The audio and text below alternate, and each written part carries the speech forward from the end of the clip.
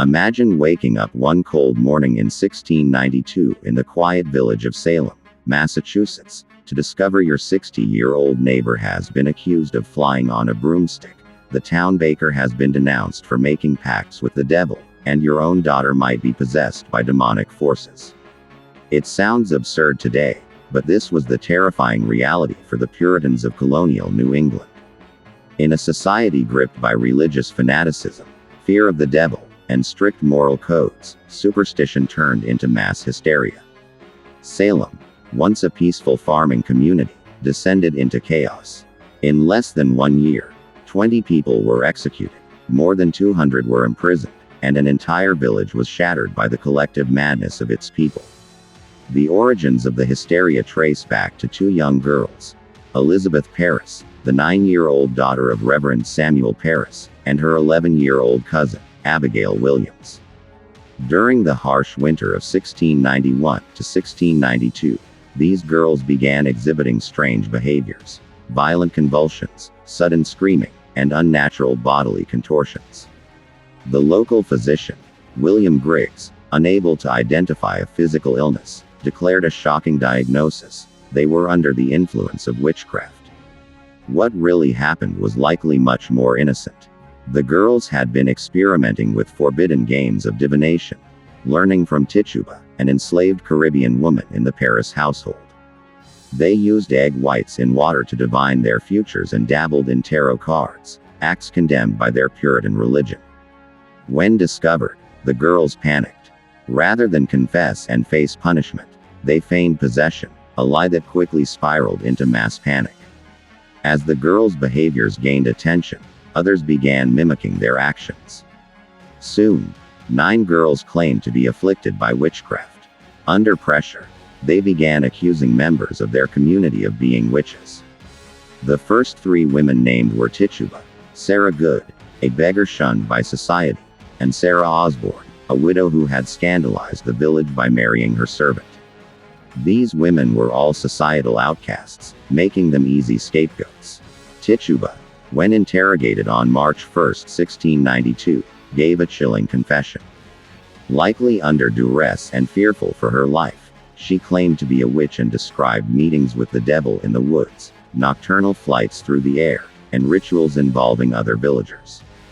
Her coerced confession fed directly into the Puritan fear of a satanic conspiracy and gave legitimacy to the growing hysteria.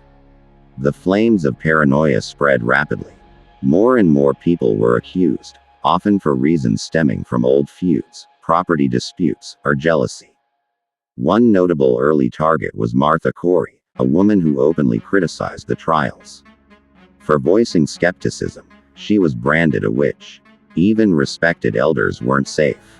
Rebecca Nurse, a 71-year-old grandmother known for her piety, was accused due to a long-standing land dispute involving the influential Putnam family. By spring, the entire community was in a state of panic, and a special court was formed to handle the growing number of accusations. In May of 1692, the fragile justice system of colonial Massachusetts was officially hijacked by paranoia when Governor William Phips authorized the formation of the Court of Oyer and Termine. Its purpose was singular: to try and convict accused witches. Yet, the court itself was riddled with inconsistencies, lacking basic judicial safeguards and guided more by superstition than legal principle. The most controversial aspect of its procedures was its use of spectral evidence, a form of testimony where accusers claimed they were being tormented in dreams or visions by the specter or spirit of the accused. No physical proof was necessary. If a girl screamed in court and claimed the spirit of someone in the room was pinching her or climbing the rafters, that could serve as valid evidence. This shocking reliance on invisible, unverifiable proof blurred the lines between fantasy and fact. It essentially made any defense impossible. A person could be declared guilty based on someone else's dreams. Many of the judges, including Chief Magistrate William Stoughton, were strong believers in the presence of the devil and considered spectral evidence not only admissible but compelling. This allowed fear, revenge, and personal vendettas to manipulate the justice system. Those who confessed and named others were often spared execution, while those who maintained their innocence were sentenced to hang. The system punished truth-telling and rewarded lies. The first to hang was Bridget Bishop, a woman long whispered about for her flamboyant clothing and open disdain for Puritan norms. She had been accused of witchcraft years earlier but never convicted. On June 10, 1692, she was hanged on what would become known as Gallows Hill. Her execution was the beginning of a bloody summer. Week after week, more executions followed. Rebecca Nurse, the 71-year-old grandmother, was among the next. Despite overwhelming community support and initial acquittal, judges reconsidered the verdict after further spiritual outbursts by the afflicted girls. She was condemned and hanged in July. Each execution drove the villagers deeper into fear and delusion. The belief that the devil was working through neighbors, friends, even family, created an environment where no one was safe. Husbands accused wives. Children accused parents. Former allies turned against each other. Even the dead were not spared. Some families of the accused exhumed corpses to rebury them in unmarked graves, trying to erase the shame. The village of Salem was no longer governed by law but by mass hysteria. The pressure to confess created a terrible moral paradox. Confession could save one's life but required lying and implicating others.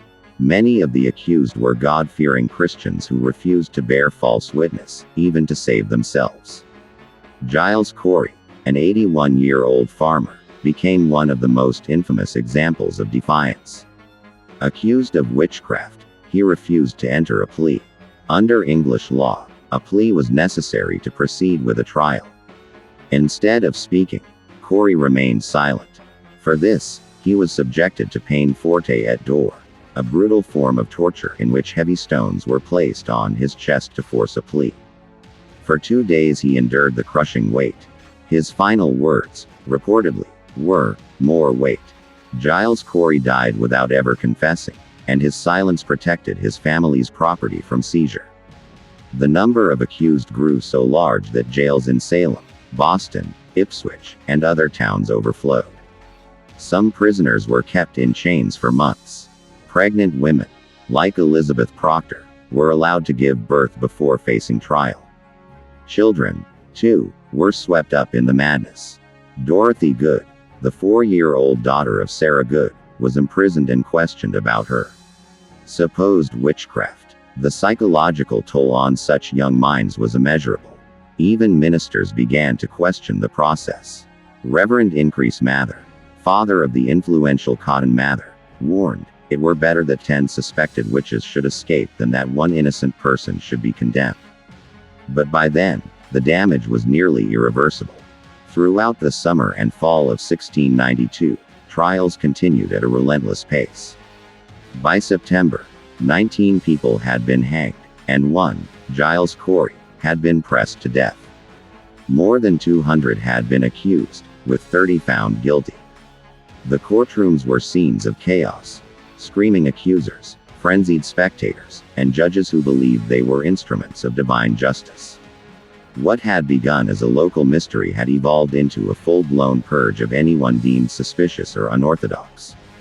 The legal process had collapsed into theater, one that served only to confirm existing fears rather than uncover truth.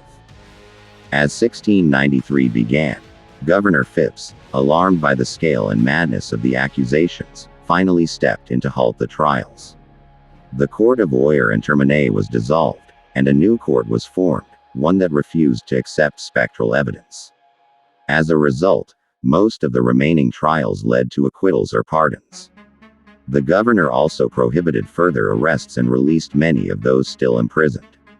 The reign of terror was over, but the pain it had caused would echo for centuries. Families of the condemned were left devastated.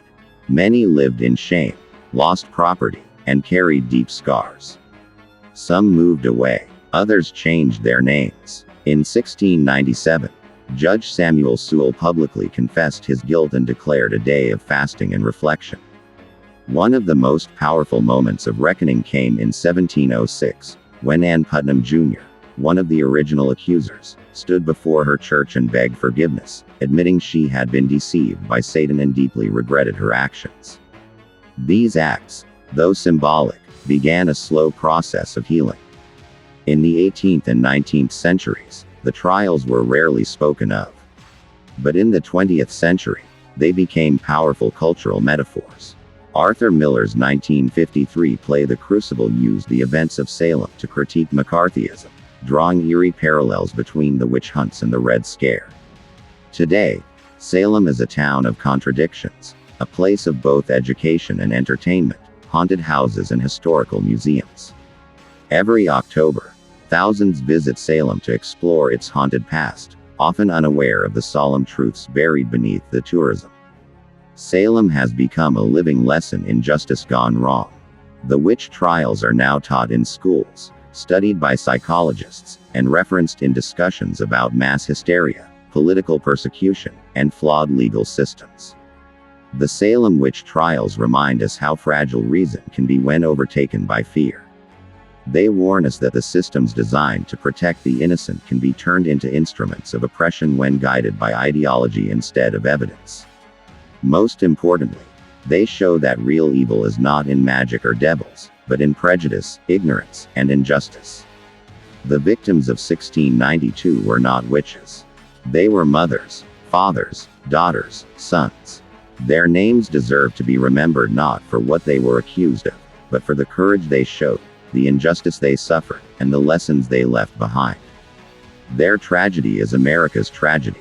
And their story, though centuries old, continues to speak to us, warning us never to let fear silence truth again. You've just witnessed one of the darkest punishments in history. But many more still lurk in the shadows. So if you dare, subscribe to Torture Vault, where every scream from the past still echoes.